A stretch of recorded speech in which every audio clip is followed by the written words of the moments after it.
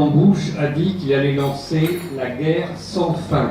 Ese día el presidente Bush dijo que iba a lanzar la guerra sin fin. Ce jour-là, pendant qu'il prononçait son discours à la télévision le soir, Ese día, mientras pronunciaba su discurso por televisión por la noche, Henry Kissinger publiait un article sur le site internet du Washington Post. Henry Kissinger publicaba un artículo en la página web del Washington Post.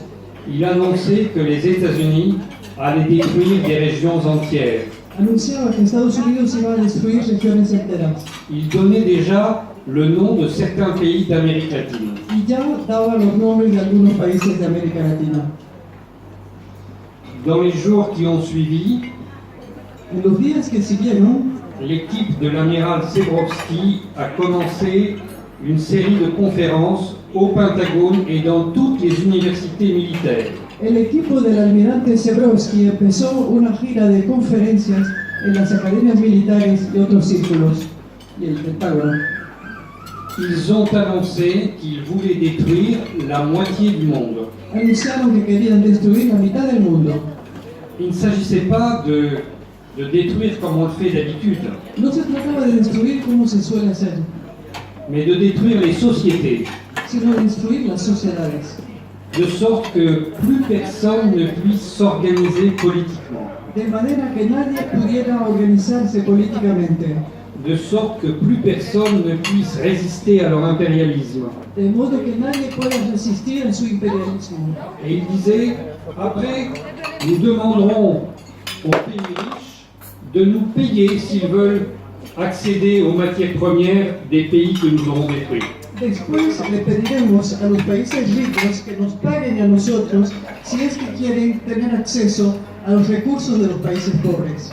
Tout cela semblait une sorte de délire. Esto parecía un delirio. Maintenant, regardons ce qui se passe depuis ce moment-là. Ahora, veamos lo que está ocurriendo desde aquel tiempo. L'immense majorité du Moyen-Orient a été détruite. La inmensa mayoría del Medio Oriente fue destruida. Chaque fois, il y avait une bonne raison. Cada vez había un buen motivo. Ça a commencé avec les talibans, Eso empezó con los talibanes, ça a continué avec Saddam Hussein, después le tocó a Saddam Hussein, plus récemment c'était Muammar Kadhafi, también le tocó a Muammar Gaddafi maintenant c'est Bachar el-Assad. y ahora Bashar al-Assad. Mais si nous regardons cette région, Pero si miramos bien esta región, des villes entières ont été détruites. vemos que tenemos ciudades enteras arrasadas. Non seulement dans ces pays, No solamente en dichos países, mais dans tous les autres pays de cette région. pero también en los demás países de la región. Que ces pays aient été les alliés ou les adversaires des États-Unis Bien, n'entre pas en compte. el hecho de que hayan sido aliados o enemigos de Estados Unidos no entra en cuenta eso. Toutes ces sociétés ont été profondément détruites. Todas estas sociedades fueron profundamente destruidas. Souvenez-vous, Ben Ali en Tunisie ou Moubarak en Égypte étaient des alliés des États-Unis. Ben Ali en Túnez, Mubarak en Egipto, eran aliados de Estados Unidos Ils ont été renvoyés. y se les echó. L'Arabie Saoudite, qui est un allié très étroit des États-Unis, Arabia Saudita, que es un aliado muy estrecho de Estados Unidos, a vu plusieurs de ces villes entièrement détruites ha visto destruir varias de sus grandes ciudades dans la région de Qatif. en la región de Qatif. En réalité, personne n'est à l'abri. En realidad, nadie se salva. Il se trouve que quelques peuples ont commencé à résister. Pero da la casualidad de que algunos pueblos empezaron a resistir. Vous savez, on parle de l'axe de la résistance, Se habla del eje de la resistencia, c'est-à-dire le Hezbollah libanais, la Syrie et l'Iran. Irán, Siria y Hezbollah de Irán, el Líbano, el Líbano. Aujourd'hui, seules ces trois forces arrivent à se relever. Son las únicas fuerzas que logran levantar cabeza nuevamente. Tous ceux qui ont cru qu'ils pourraient négocier et discuter avec les États-Unis sont déjà morts. Todos los que que se creyeron que iban a poder discutir, negociar con Estados Unidos, están muertos. On présente cet axe de la résistance comme une coalition religieuse. Se nos presenta este eje de la resistencia como una coalición religiosa. Alors, toutes les religions du Moyen-Orient en font partie. En este caso, todas las religiones del Medio Oriente forman parte. La Syrie, par exemple, est d'abord un État sunnite, puis après un État chrétien. Siria es primero un Estado suní y después un Estado cristiano. Tandis que l'Iran et le Hezbollah sont chiites. Mientras Irán y Hezbollah son chiitas. En fait, ceux qui se battent pour la liberté de leur peuple et non pas pour une religion. En realidad, los que combaten luchan por la libertad de su pueblo y no por su religión. Maintenant, si nous regardons les écrits du Pentagone, Ahora bien, si nos fijamos en los escritos del Pentágono, ceux qu'ils ont écrits en 2001, lo que escribieron en 2001, ils disent qu'ils vont donc détruire la moitié du monde. dicen que van a destruir la mitad del mundo. Ils ont commencé par le Moyen-Orient. Empezaron por Medio Oriente. Et que vont-ils faire maintenant? ¿Y qué van a hacer ahora? Ils peuvent soit attaquer l'Asie du Sud-Est, Pueden o bien atacar el suroeste de Asia, soit attaquer le bassin des Caraïbes. o si no, atacar la cuenca del Caribe. Il suffit de regarder les cartes qu'ils ont publiées. Basta con mirar los mapas que ellos mismos publicaron. S'ils attaquent l'Amérique latine, Si atacan América Latina, ils vont commencer par le Venezuela. empezarán por Venezuela. Bon, c'est très facile, hein. Es muy fácil. Le Venezuela est quasiment tout seul. Venezuela está aislado. Non.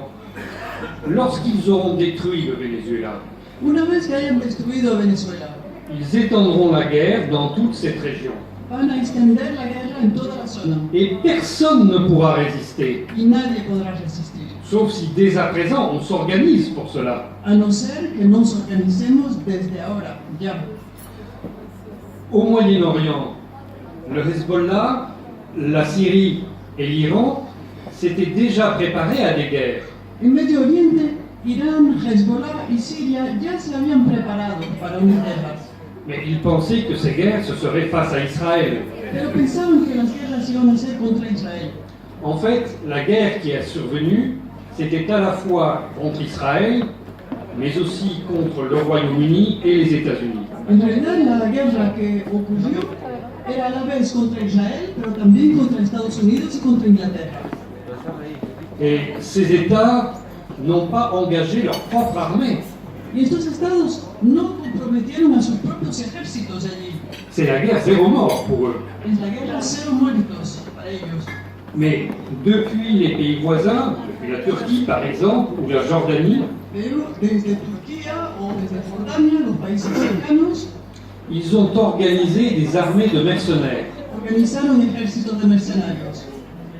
Au moins 250 000 combattants venus d'ailleurs sont entrés en Irak et en Syrie pour détruire ces pays. Por lo menos 250.000 combatientes venidos de otras tierras se concentraron en Irak y en Siria para destruirlos. Ce sont des armées gigantesques. Son ejércitos gigantes. Ces gens n'avaient pas de formation militaire importante, Era gente que no tenía una formación militar, mais ils avaient un armement de très haute qualité. pero tenían un armamento de muy alta calidad. Dès le premier jour, par exemple, ils avaient des systèmes de vision nocturne, Desde el primer día tenían sistemas de visión nocturna, alors que l'armée syrienne était sous embargo depuis 2005 et n'en avait pas. mientras que el ejército sirio padecía el bloqueo desde 2005 y no tenían esas armas. C'était une guerre totalement asymétrique. Era pues una guerra asimétrica, Exactement comme lorsque l'Argentine a voulu libérer son territoire face au Royaume-Uni. la misma situación que cuando Argentina quiso liberar su territorio frente a Gran Bretaña. Au Malouine, l'armée argentine n'avait pas de système de vision nocturne, tandis que les Britanniques en avaient. En Malvinas el ejército argentino no tenía sistema de visión nocturno, mientras que los británicos sí las tenían. Ces djihadistes avaient des manettes de communication avec l'OTAN et des images satellitaires du champ de bataille. Los yihadistas tenían maletas de comunicación con la OTAN y percibían los satélites, recibían las señales de los satélites. Ils savaient où était l'armée syrienne, mais l'armée syrienne ne savait pas où ils étaient. Sabían dónde se encontraba el ejército sirio y este no sabía dónde localizarlos a ellos. Pourtant, la Syrie a résisté. Y sin embargo, Siria resistió. À partir de la mi-2012, les djihadistes ont commencé à construire des fortifications. A mediados del 2012, los yihadistas empezaron a edificar fortificaciones. Parce que le gouvernement syrien avait choisi de protéger sa population et donc d'abandonner son territoire. Porque el gobierno sirio eligió proteger a la población y dejar vacío gran parte del territorio. La population s'était regroupée dans les villes et les campagnes appartenaient aux djihadistes. La población se había refugiado en las ciudades y el campo le pertenecía a los yihadistas. Ils ont alors construit des fortifications souterraines immenses. Entonces edificaron construcciones subterráneas inmensas. Et il était impossible pour l'armée syrienne de reconquérir ce terrain. Y era imposible para el ejército sirio reconquistar ese territorio. Mais en 2014, la Russie est intervenue militairement. Pero en 2014 intervino Rusia militarmente. Avec des bombes pénétrantes, elle a détruit les bunkers des djihadistes. Con unas bombas penetrantes destruyó los búnkeres de los yihadistas. Elle a donné des armes nouvelles à l'armée syrienne Le dio armas nuevas al ejército sirio et cette armée a libéré son propre territoire. y este ejército liberó su propio territorio. Cette guerre peut venir en Amérique latine. Una guerra semejante puede llegar a América Latina. D'après les documents du Pentagone, il n'est pas question de détruire l'Argentine. Según los documentos del Pentágono, no se plantea destruir a la Argentina, Mais il est possible d'utiliser l'Argentine comme base arrière pour détruire le nord du continent. pero se puede utilizar a Argentina como base trasera para destruir otras partes del continente. Dans cette guerre, les États-Unis, le Royaume-Uni et Israël avancent ensemble. En esta guerra, Israel, Estados Unidos y el Reino Unido avanzan conjuntamente. C'est ce que nous avons vu dans chacun des États du Proche-Orient, Es lo que se pudo observar en cada uno de los estados de Medio Oriente, sans aucune exception. sin la menor excepción. Il se trouve que ici en Argentine, vous avez déjà les États-Unis, le Royaume-Uni et Israël. Da la casualidad de que ustedes aquí en Argentina ya tienen a esos tres países, Estados Unidos, Reino Unido e Israel.